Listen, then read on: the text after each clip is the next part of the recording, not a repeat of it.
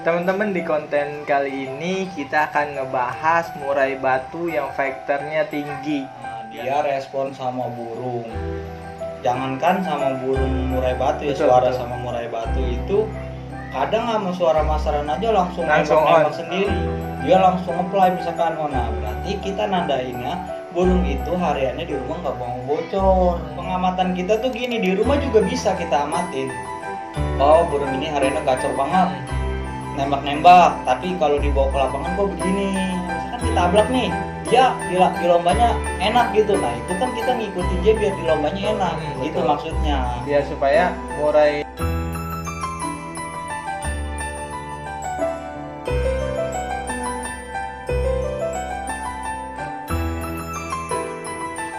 Assalamualaikum warahmatullahi wabarakatuh. Balik lagi di channel kita, Fem Channel, bersama saya Fajrin dan Mimi Riyadi. Teman-teman, di konten kali ini kita akan ngebahas murai batu yang vektornya tinggi. Biasanya kan teman-teman juga banyak kendalanya tuh, Bay, di murai-murai batunya pas saat lomba suka vektornya ketinggian. Terusnya mungkin teman-teman juga ada yang otak-atik sana sini, belum ketemu-temu. Kalau lu biasanya nandainnya nih ciri-ciri burung vektor tinggi gimana, terus lu cara nemuinnya, cara settingannya, ngepasinnya kayak gimana sih, rawatnya? Kalau kita dapat burung yang fighternya tinggi, nah berarti kan kita ngelihat dari tingkat kegacoran nih. Nah dia respon sama burung. Jangankan sama burung murai batu ya, Betul, suara betul. sama murai batu itu kadang sama suara masaran aja langsung Langsung nembak on. sendiri. Uh-huh. Nah gua gini, kalau nandain burung kayak gitu emang kalau kita lihat pada saat di rumah emang enak Betul. gitu. Wah, burung ini kita setting, umpama misal kita setting 77, dia fighter banget kan. Kita lihat di rumah, wah ini udah pasti juara karena buang-buang isian. Nah biasanya sih yang gua alami dulu, nah sama yang banyak yang bertanya sama gua, kendalanya di situ. Burung di rumah enak, ketika di lapangan ngumpul. Nah kayak gitu. Nah kalau gua sih biasanya gini, kalau ngelihat burung udah gacor kayak gitu, biasanya gua nandain jadi gini. Burung itu ada yang mau di rumah gacor, ada yang mau di rumah malah bunyi-bunyi santai. Jadi gua nandainnya kayak gitu. Jadi misalkan burung kita fighter tinggi nih. Memang ada juga burung yang fighternya tinggi di rumah enak, ngeplay bongkar-bongkar. Begitu di lapangan dia tetap juga mau bongkar, maksudnya kerja maksimal lah ya. Tapi ada juga burung yang kalau kita di rumah itu dia maunya slow, santai gitu, bunyi-bunyi ngeriwi, kadang juga begitu. Dia onnya pas ketika di lapangan. Jadi pas gitu. dengar suara ya. Nah, kalau gua biasanya gua setting gini, misalkan gua bawa nih ya, misalkan gua setting di 77, dia enak di rumah. Ketika di lapangan, burung ngukluk aja. Nah, jadi gua nandainnya gini, sebenarnya susah-susah gampang lah ya. Susah-susah gampang. Jadi gua tandain, wah kayaknya coba besok di rumah itu gua bikin kendor. Maksudnya di rumahnya gue bikin agak nggak buang-buang isian, gue kasih jangkrik misalkan 5 gue turunin Ya, gue turunin jangkrik 5, udah jangkrik aja. Nah paling krotonya di hari H. Nah ulet itu gue lihat di lapangan, misalkan kalau itu gue coba palingan 2 atau tanpa ulet dulu ya. Jadi pas gue lihat, wah burung di rumahnya udah agak ngeredam nih bunyinya, menurun, tingkat kegacorannya juga agak turun. Nah ketika gue naikin, dia langsung apply misalkan, oh nah berarti kita nandainnya burung itu hariannya di rumah nggak mau bocor. Oh iya, betul. Gitu. Berarti ketemunya burung vektor tinggi itu biasanya lu main krotonya juga nggak ini ya, nggak rapat ya, ekstrim. Gua main krotonya tuh nggak, maksudnya nggak ada, memang yang tiap hari ada gua, cuma maksudnya kebanyakan itu gua style jangkrik aja pada hariannya.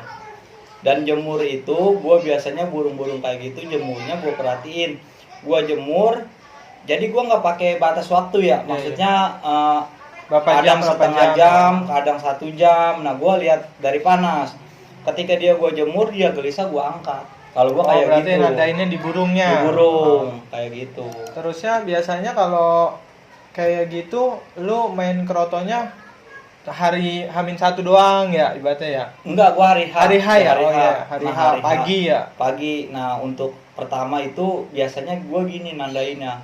Burung ini nggak gua kasih ulet. Misalkan gua colok jangkrik aja di lapangan 2 ekor. Nah, ntar misalkan dia kerja enak pas season kedua itu gue coba mainin ulet.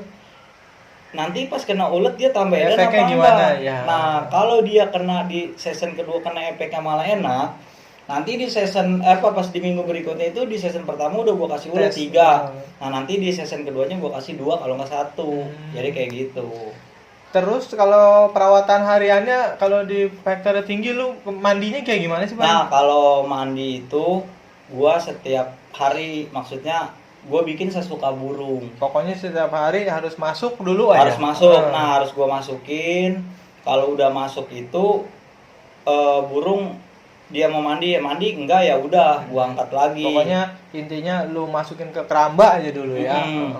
Nah, untuk umbaran ya itulah yang udah gue sering bilang, umbaran itu kan ada yang cocok, ada yang enggak. Jadi kita ngeliat dulu nih burung diumbar tanpa umbaran, maksudnya mainnya bagaimana, pas diumbar mainnya bagaimana. Iya betul. Ada yang diumbar malah habis diangkat malah jadi diem, Bang. Iya. Diem. Kayak itu emang burungnya cocok-cocokan berarti ya kalau di main umbaran. Iya, jadi kalau burung-burung yang fighter tinggi itu sebenarnya bisa kalau kita semakin lama kita nyoba nih ke lapangan itu ntar lama-lama kenal karakternya. Betul. Jadi pengamatan kita tuh gini, di rumah juga bisa kita amatin. Oh, burung ini hariannya gacor banget. Nembak-nembak, tapi kalau dibawa ke lapangan kok begini. Nah, misalkan besok kita kendorin. Misalkan pas dikendorin di rumah emang agak kurang tembakan, ngukluk doang atau dia bunyi ngeriwik. Tapi ketika dia ketemu musuh dia langsung buang-buang langsung nah, onnya berarti 100% itu ya. udah sebenarnya udah lampu kuning untuk kita udah digambarin lah karakter dia. Oh, ternyata memang di rumahnya maunya burung seperti ini. Jadi gitu sih gambarannya. Berarti gambarannya itu kita emang tetap tujuan akhirnya tetap di lapangan kan. Iya, nah gitu kan. untuk jumlah ekstra puding kan ini kan sebagai contoh. Kadang ada juga yang 3, nah ada yang 5 dan vektor tinggi juga ada yang 7 gitu. Jadi misalkan kawan-kawan ada yang nyeting di 10, wah mungkin burungnya udah vektor banget ditambah 10 emang makin enak di rumahnya. Makin neken lah. Nah, di rumah, tapi kan ketika di lapangan kan memang ketemu lawan karena emosinya yang keluar, jadi timbulnya bukan fokus ke materi. Iya, jadi gitu gambarannya. Nah, kalau misalkan udah di setting 10 burung begitu, turuninnya perlahan, jangan langsung ke 5. Di 7 dulu, dicoba. Misalkan di 7 udah ada, kita perhatiin, wah kayaknya udah lebih enak nih. Coba gue turunin ke 5 gimana? Nah, nanti pelan-pelan itu bakal ketahuan hasilnya. Iya. Oke, jadi teman-teman, kalau vektor tinggi itu versinya kita itu, Om Emi sama saya itu emang biasanya kayak gitu, pelan-pelan dulu ya carinya. Dan terus juga krotonya juga kita itu hati-hati banget kalau burung-burung vektor tinggi mainnya biasanya cuma main hari H ya, Iya, dan ada juga misalkan ada yang mau paginya sampai sore itu diablak. Betul. Ada yang juga mau tetap di kerodong. Ada yang mau diablak juga di umbaran. Sore baru dicabut. Ada yang kayak gitu. Iya, jadi pokoknya semua ngikutin karakternya dia maunya. Jadi gini loh.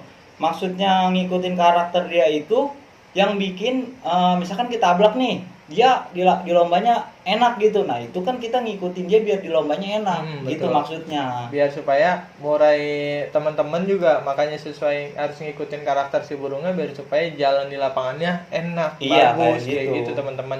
Jadi kenapa burung di sini mungkin juga karakternya beda-beda, cara penanganannya juga ada yang diablak, ada yang diumbaran ya, Bay. Kayak gitu kan. Gitu kan, lu tahu gua kan megang burung kan nggak pernah lama, jadi keluar masuk ya kan, ntar udah keluar ada yang masuk lagi, jadi setiap karakter burung tuh beda-beda. Nah, ini kadang kasus juga yang kita temui nih, susah nih burung kayak gini, tapi perlahan-lahan kita coba, oh ternyata semakin kita gagal kita malah makin tahu kalau gua kayak gitu. Nah, tapi yang penting kita perhatiin dia, kayak contoh tadi di rumahnya maunya gacor apa selau gitu. Iya kan, gue juga sempat ngeliat yang kemarin juara juga kan si Lemon Tea, vektornya juga kan tinggi, Bay. Iya kan tinggi. Terusnya itu boleh diceritain nggak sih itu sampai ketemu kayak gimana? Ya nanti kalau untuk lemon tea kita bahas di Oke, video siap, berikutnya siap, aja, siap. soalnya kan pasti panjang. Dari Ah. pertamanya kan memang burung emang juga nggak mau bunyi Iya, betul, kan, betul. kayak gitu.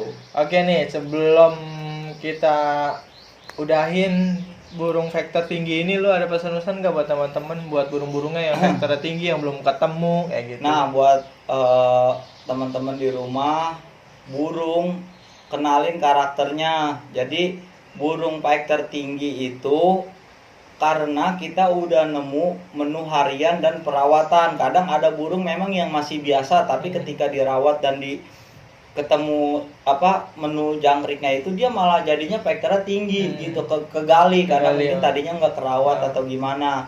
Nah, jadi kenalin aja burung itu di rumahnya maunya seperti apa, dia maunya ngukluk apa ngeplay. Jadi kalau ngelihat video tuh jangan burung kita di rumah harus nembak-nembak terus, Iya, ya enggak kayak gitu juga. Burung karakternya beda-beda. Beda-beda. Ada yang mau, ada yang diem kayak si yang kemarin kan, yang baru itu kan Iya. diem banget burung, tapi ketika di lapangan ketemu musuh kan langsung isiannya nggak ada iya. berhentinya. Nah, kayak gitu maksud gua.